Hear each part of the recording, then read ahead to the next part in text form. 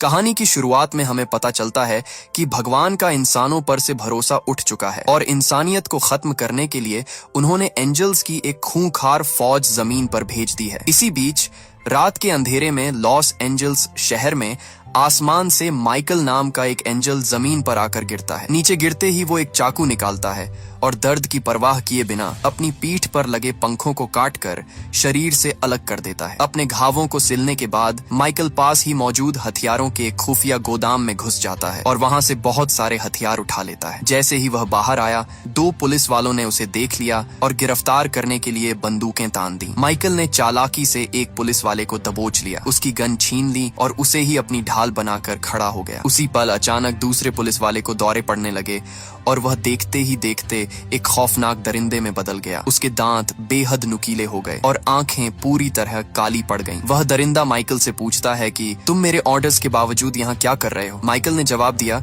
कि अब वह किसी के ऑर्डर्स नहीं सुनने वाला। इस पर उस पुलिस वाले ने कहा कि तुम भी उस बच्चे के साथ मारे जाओगे, और तभी उसने गोली चला दी जो सीधा दूसरे पुलिस वाले को जा लगी। माइकल ने अपनी जान बचाने के लिए फौरन उस पागल पुलिस वाले पर गोलियां चलाकर उसे मार गिराया और फिर पुलिस की गाड़ी में बैठकर वहां से भाग निकला। दरअसल माइकल ने भगवान के इस तबाही वाले आदेश के खिलाफ जाकर इंसानों को बचाने की कसम खाई थी। इसके बाद रेगिस्तान के बीचों बीच मौजूद पैराडाइज फॉल्स नाम के एक सुनसान रेस्टोरेंट को देखते हैं। इस रेस्टोरेंट का मालिक बॉब है और यहाँ उसका बेटा जीप भी काम करता है। जीप चार्ली नाम की एक वेट्रेस से प्यार करता है जो इसी रेस्टोरेंट में काम करती है। चार्ली 8 महीने की गर्भवती है, लेकिन यह बच्चा जीप का नहीं था। फिर भी जीप उसकी और उसके आने वाले बच्चे की बहुत परवाह करता है। कुछ देर बाद काइल नाम का एक आदमी रास्ता भटक कर वहाँ आता है जिसका फोन काम नहीं कर रहा था। इसके अलावा वहाँ हॉवर्ड अपनी पत्नी सैंड्रा और बेटी ऑन्ड्री के साथ रुका हुआ था क्योंकि उनकी गाड़ी खराब हो गई थी। अंदर टीवी में कोई सिग्नल नहीं आ रहा था, तो बॉब टीवी को 2-3 बार पटकता है तो अचानक स्क्रीन पर एक इमरजेंसी मैसेज दिखाई देता है। वह रेडियो और फोन चलाने की भी कोशिश करता है पर किसी में नेटवर्क नहीं था। ठीक उसी समय बाहर खड़े जीप की नजर दूर आसमान पर पड़ती है जहां काले बादलों का एक भयानक झुंड हर पल बढ़ता जा रहा है। तभी ग्लैडिस नाम की एक बूढ़ी औरत रेस्टोरेंट में आती है। वह अपना ऑर्डर देने के बाद आराम से वहां मौजूद लोगों से बातचीत करने लगती है। जब चार्ली उसे खाना लाकर देती है तो वह चार्ली को घूरने लगती है और एक डरावनी मुस्कान के साथ कहती है कि तुम्हारा बच्चा बहुत जल्दी मरने वाला है। ये सुनकर वहां मौजूद सभी लोग हैरान रह जाते हैं और चार्ली गुस्से में वहां से चली जाती है। जब हॉवर्ड उस बूढ़ी औरत को शांत करने के लिए आगे बढ़ता है तो वह औरत अचानक उस पर जानवर की तरह हमला कर देती है और उसके गले पर बुरी तरह काट लेती है। इससे पहले कि कोई कुछ समझ पाता, वह औरत मकड़ी की तरह छत पर चढ़ जाती है और लोगों पर हमला करने लगती है। तभी काइल अपनी बंदूक निकालता है और ग्लैडिस को गोली मार देता है। इसके बाद सबने देखा कि हॉवर्ड का काफी ज्यादा खून बह चुका है, इसीलिए उन्होंने उसे तुरंत काइल की गाड़ी में लिटाया और अस्पताल की तलाश में निकल पड़े। पर कुछ ही समय में उन्हें सामने से काले कीड़ों का एक भयानक बवंडर अपनी तरफ आता दिखा। कुछ ही पलों में वो कीड़े गाड़ी के हर एक छोटे छेद से अंदर घुसने लगे। पूरी गाड़ी उन खतरनाक कीड़ों से भर गई। उधर रेस्टोरेंट में जीप को इस पूरे खौफनाक मंजर की घबराहट की वजह से उल्टियां हो रही थीं, तो बॉब उसे शांत करने की कोशिश कर रहा था। तभी उन्हें बाहर गाड़ी के वापस आने की आवाज सुनाई दी। बॉब तुरंत दौड़कर बाहर गया, पर बाहर जाकर उसने देखा कि दूर से उन कीड़ों का विशाल झुंड अब तेजी से सीधा उनकी ही तरफ आ रहा था। कुछ देर बाद जब वे ग्लैडिस की लाश को रेस्टोरेंट से बाहर निकाल रहे थे, तभी उन्हें पुलिस की एक गाड़ी आती दिखाई दी। इस गाड़ी से कोई और नहीं बल्कि माइकल बाहर निकला। उसे देखते ही बॉब ने उस पर बंदूक तान दी। खुद को आम इंसान साबित करने के लिए माइकल ने अपने दांत दिखाए जो दरिंदों की तरह नुकीले नहीं थे। बातचीत के दौरान माइकल समझ गया कि इन लोगों को अभी तक अंदाजा ही नहीं है कि दुनिया का खात्मा शुरू हो चुका है। माइकल ने उन्हें बताया कि उस बूढ़ी औरत जैसे ही खूंखार इंसान जल्द ही उन पर बहुत बड़ा हमला करने वाले हैं। इसके बाद माइकल ने अपनी गाड़ी की डिक्की से हथियार निकालकर सबको बांट दिए। उसने चार्ली को खास हिदायत दी कि किसी भी हालत में अपनी जान जोखिम में मत डालना, क्योंकि दुश्मनों का असली निशाना वही है। इसके बाद सभी ने मिलकर रेस्टोरेंट की टेबल्स और कुर्सियों से खिड़कियां और दरवाजे पूरी तरह ब्लॉक कर दी। रात होते ही रेस्टोरेंट की बिजली कट गई। खतरे पर नजर रखने के लिए सभी मर्द हथियार लेकर छत पर पोजीशन ले लेते हैं। कुछ ही देर में अंधेरे को चीरता हुआ एक आइसक्रीम ट्रक वहां आकर रुकता है। उसका ड्राइवर बाहर निकलता है और अजीब सी डरावनी आवाज में चिल्लाने लगता है। देखते ही देखते उसके हाथ पैर लंबे होने लगते हैं और वह एक भयानक मॉन्स्टर की तरह तेजी से रेस्टोरेंट की तरफ दौड़ पड़ता है। बिना वक्त गंवाए सभी ने उस पर गोलियों की बारिश कर दी और उसे वहीं ढेर कर दिया। लेकिन असली खतरा तो अभी बाकी था। दूर से ऐसी ही कई गाड़ियां तेज रफ्तार से रेस्टोरेंट की तरफ आ रही थीं, जो पूरी तरह से उन शैतानी दरिंदों से भरी हुई थीं। माइकल के आदेश पर सबने उन गाड़ियों पर फायरिंग शुरू कर दी। गोलियों की वजह से कुछ गाड़ियां आपस में टकराकर ब्लास्ट हो गईं। गोलीबारी के बावजूद एक मॉन्स्टर खिड़की तोड़कर अंदर घुस जाता है और अंधेरे का फायदा उठाकर हॉवर्ड को दबोचता है और उसे घसीटते हुए खिड़की से बाहर ले जाने लगता है। सैंड्रा और बाकी औरतें उसे बचाने की कोशिश करते हैं, पर इसी अफरा तफरी में एक और मॉन्स्टर की नजर चार्ली पर पड़ जाती है। वह उसे उठाकर ले जाने ही वाला होता है कि ऐन वक्त पर माइकल वहां पहुंचता है और उस दरिंदे को गोली मार देता है, लेकिन इस चक्कर में दुश्मन हॉवर्ड को अपने साथ ले जाने में कामयाब हो जाते हैं। माइकल तुरंत खिड़कियों से बाहर धुआंधार फायरिंग करता है ताकि कोई और मॉन्स्टर अंदर न घुस सके। इधर सैंड्रा अपने पति के अगवा होने पर पागल होकर उसे ढूंढने लगती है। माइकल उसे समझाता है कि हॉवर्ड अब जा चुका है और उसे वापस नहीं लाया जा सकता। वह चार्ली को भी सख्त हिदायत देता है कि वह किसी भी हालत में अपनी जान जोखिम में न डाले। ये सब देखकर बॉब का सब्र टूट जाता है और वह बीच में आकर पूछता है कि आखिर ये सब चल क्या रहा है। तब माइकल कहता है कि भगवान का अब इंसानों पर से पूरी तरह विश्वास उठ चुका है और वह धरती से इंसानियत का नामो निशान मिटाना चाहते हैं। बाहर जो लोग खूंखार दरिंदों की तरह हमला कर रहे हैं, वे कमजोर इच्छा शक्ति वाले इंसान हैं जो अब भगवान के एंजल्स के वश में आ चुके हैं। माइकल उन्हें बताता है कि वह खुद भी भगवान का एक एंजल हुआ करता था और वह यहाँ सिर्फ चार्ली के बच्चे की रक्षा करने आया है, क्योंकि वही बच्चा इंसानियत को बचाने की आखिरी उम्मीद है। चार्ली का अभी 8वां महीना ही चल रहा था, पर माइकल बताता है कि वह बच्चा कल क्रिसमस के दिन ही पैदा होगा। अब चाहे किसी को भगवान पर यकीन हो या ना हो, उन्हें इंसानियत की आखिरी उम्मीद को जिंदा रखने के लिए मिलकर इन मॉन्स्टर्स का सामना करना ही होगा। कुछ देर बाद जब माहौल थोड़ा शांत होता है तो जीप अकेले में माइकल के पास जाता है और उससे पूरी सच्चाई जानना चाहता है। माइकल उसे बताता है कि वह एंजल की फौज का जनरल था, लेकिन जब भगवान ने इंसानियत को खत्म करने का हुक्म दिया तो उसने बगावत कर दी और अपनी फौज छोड़कर यहाँ आ गया। माइकल कहता है कि भले ही भगवान का इंसानों से विश्वास उठ गया हो, लेकिन उसका विश्वास आज भी कायम है। दुनिया में भले ही नफरत और अंधकार भर चुका है, लेकिन माइकल को पूरा यकीन है कि लोगों के अंदर अब भी भलाई और इंसानियत मौजूद है और वह उन्हें बचाने के लिए अपनी जान की बाजी लगा देगा। दूसरे दिन सुबह बॉब और माइकल पहरा देने के लिए छत पर पहुंचे। वहां खड़े माइकल को वह दिन याद आता है जब इस पूरी तबाही की शुरुआत हुई थी, जब माइकल ने इंसानियत को खत्म करने वाले भगवान के इस आदेश को मानने से इनकार कर दिया था। तब भगवान के दूसरे सबसे ताकतवर एंजल गैब्रियल ने उसे समझाने की बहुत कोशिश की थी। गैब्रियल का कहना था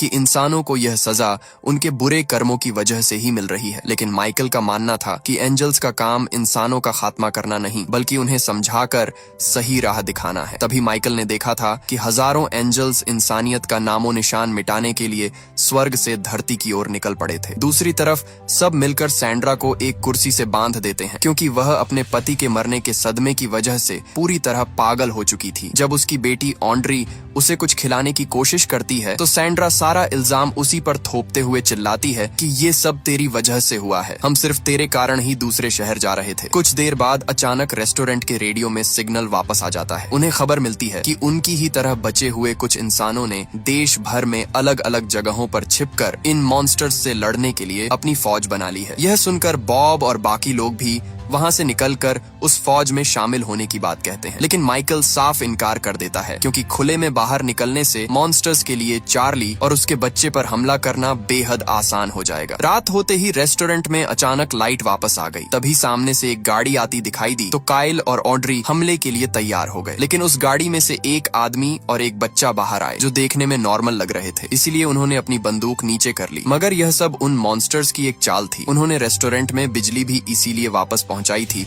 ताकि सबको लगे कि अब सब ठीक हो रहा है और वे बाहर निकल आएं। काइल उसी पल छत से नीचे कूद गया और मॉन्स्टर्स पर धुआंधार फायरिंग शुरू कर दी। अंदर रेस्टोरेंट में बॉब बाहर जाकर उसकी मदद करना चाहता था, पर माइकल ने उस पर बंदूक तान कर कहा कि अगर उसने दरवाजा खोला तो सब के सब मारे जाएंगे। बाहर काइल ने कई मॉन्स्टर्स को मार गिराया और फिर उस बच्चे को बचाने के लिए आगे बढ़ा, पर तभी उसे एहसास हुआ कि वह बच्चा भी मॉन्स्टर बन चुका था। अचानक उस बच्चे ने काइल की गर्दन पर काट लिया और उसे वहीं मार डाला। जब चार्ली किचन में पानी लेने गई तो उसने देखा कि वह मॉन्स्टर बच्चा अंदर आ चुका है। उस बच्चे ने अचानक एक चाकू से चार्ली पर हमला कर दिया, पर चार्ली ने एक ट्रे को ढाल बनाकर खुद को बचा लिया। तभी वह चाकू ट्रे से टकराकर वापस बच्चे के हाथ पर लगा, जिससे उसकी उंगलियां कट गईं। चार्ली चार्ली ने उसे धक्का देकर नीचे गिरा दिया और उसी वक्त रेस्टोरेंट की लाइट फिर से चली गई। इसके बाद उन सब ने टॉर्च जलाकर खून के निशानों का पीछा किया। उन्हें छत पर उस बच्चे के खून से सने हाथों के निशान मिले। तभी अंधेरे में से वह बच्चा अचानक बॉब की पीठ पर कूद पड़ा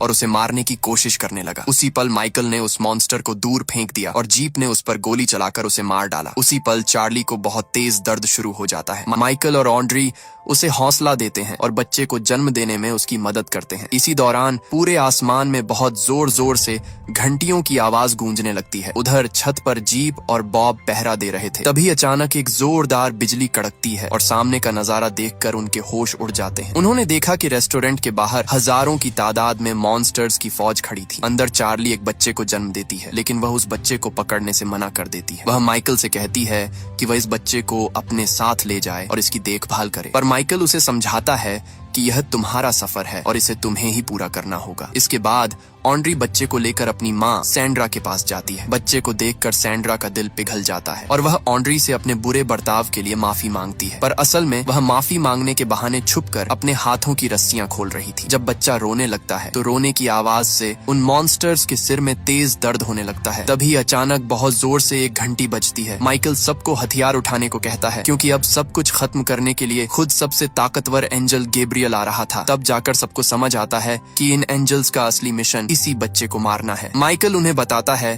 कि असल में यह बच्चा पैदा ही नहीं होने वाला था, मगर अब इसके जन्म लेने से भविष्य और भगवान की इच्छा दोनों बदल चुकी हैं। ये सुनकर चार्ली अपने बेटे को गोद में लेने के लिए आगे बढ़ती है, लेकिन तभी सैंड्रा अपने हाथ खोलकर अचानक बच्चे को छीन लेती है। वह उस बच्चे को मॉन्स्टर्स के हवाले करके अपनी जान बचाना चाहती थी। उसी वक्त बाहर घंटियों की आवाज और तेज हो जाती है और रेस्टोरेंट का दरवाजा एक जोरदार धमाके के साथ टूट जाता है। सैंड्रा को रोकने के लिए माइकल बिना कुछ सोचे सीधा उस पर गोली चला देता है और उसे वहीं मार गिराता है। गोली लगते ही बच्चा सैंड्रा के हाथों से छूटकर नीचे गिरने वाला था कि तभी जीप ऐन वक्त पर फुर्ती से उस बच्चे को पकड़ लेता है और उसकी जान बचा लेता है। इसके बाद गैब्रियल रेस्टोरेंट के अंदर घुस आता है। बॉब गैब्रियल पर गोलियां चला देता है। गोलियों से बचने के लिए गैब्रियल अपने पंखों को ढाल बनाकर तेजी से घूमने लगता है और इसी बीच वह बॉब के पेट में अपना हथियार घोंप देता है। फिर गैब्रियल बॉब को उठाकर सीधे किचन में फेंक देता है। जीप अपने पिता की मदद के लिए दौड़ता है, पर माइकल बीच में आकर उसे रोक लेता है। माइकल उसे बच्चे के साथ वहां से भाग जाने को कहता है। वह जीप से कहता है कि उसे भविष्यवाणी को ढूंढकर